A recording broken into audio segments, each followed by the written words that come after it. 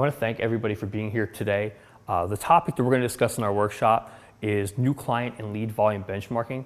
This is a critically important topic and a formula that I use to help small business owners, large corporate contacts achieve their financial targets in their personal training department each month. And using a formulaic approach to doing that, using real data, real performance to ensure that they have the proper lead volume necessary to achieve their financial objectives at the end of the month. By a show of hands, where are my personal training managers? Okay. Health club owners, operators, and personal trainers. Okay. Everyone benefits from this formula, and it's a fantastic way to stay on task, to move with a purpose, and to really ensure that you're working diligently and deliberately towards the end of the month financial projections you need to achieve. This is a subtopic of our Max PT, the systematic approach to driving personal training revenue, that I teach at URSA, at NERSA, at Forum Club, overseas in Italy, at Rex roundtables to CEOs and CFOs of our executive roundtable to ensure, again, that they have a formulaic blueprint to be successful. So this is a subtopic within that Max PT program. So what are our learning objectives for today? At the end of this, what do we come away with? How are we better prepared to meet our sales targets at the end of the month? So there's 3 learning objectives and things that we'll walk away with today. The first is to forecast lead volume need to achieve your sales target using a single formula. So the idea is, again, to move with a purpose, to have a single formula, a deliberate way to work each day to ensure that we reach those targets.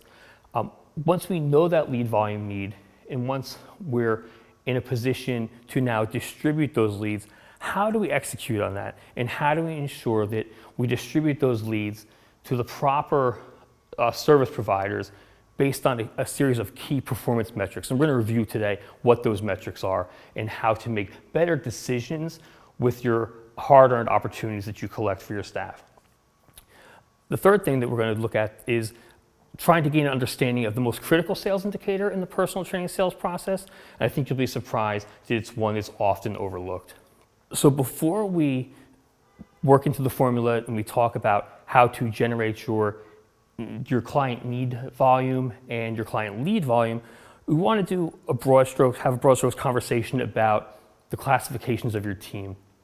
And one of the things that I do when I meet with an owner, operator, or an organization and they're looking to grow their personal training business, we want to look at their team and break that down quickly, because we can achieve the correct volume of leads. We can know our targets to grow our new business or our active client count, but that's all lost if we don't have a clear understanding of the players that we have on our team and how we should really classify them to gain a better understanding of what we're going to do with these valuable leads. So there's 3 classifications that we've created. One is simply our top performers. And these are your people who are deserving of praise, they exhibit all the correct behaviors, and they exceed expectation.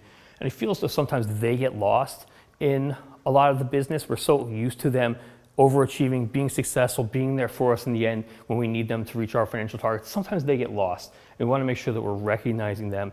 And part of the way we grade personal trainers in our performance review that we've created for the health clubs, we'll review today so you have a better understanding of how these people are graded based on their business proficiency. So the second classification would be the trainers that are underdeveloped.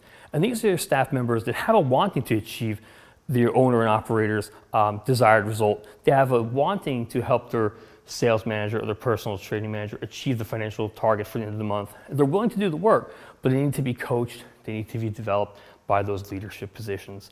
And part of creating the performance review that we created for our personal trainers allows personal training managers to get a better understanding of where people are falling short and how we can help to get them back on task and help them grow that successful, sustainable career. And our third category or classification of personal trainers are simply our underperformers. And these are people who perform below expectation and have neither the willingness or the wanting to represent the brand, perform the necessary tasks to achieve individual success, or move the company forward. And we think this is a group that needs to be highlighted, that needs to be understood and we need to find a way to potentially remove them from the equation so that as we're distributing these or generating these leads and we're distributing them, we want to make sure that things don't fall into the hands of the unwilling. So one of the things that we make clear to our owners, operators, our personal training managers when we're having discussions with them is how they should grade their personal trainers or how they should grade their teams. And we have a series of metrics that we like to look at, and I like to review that with you now.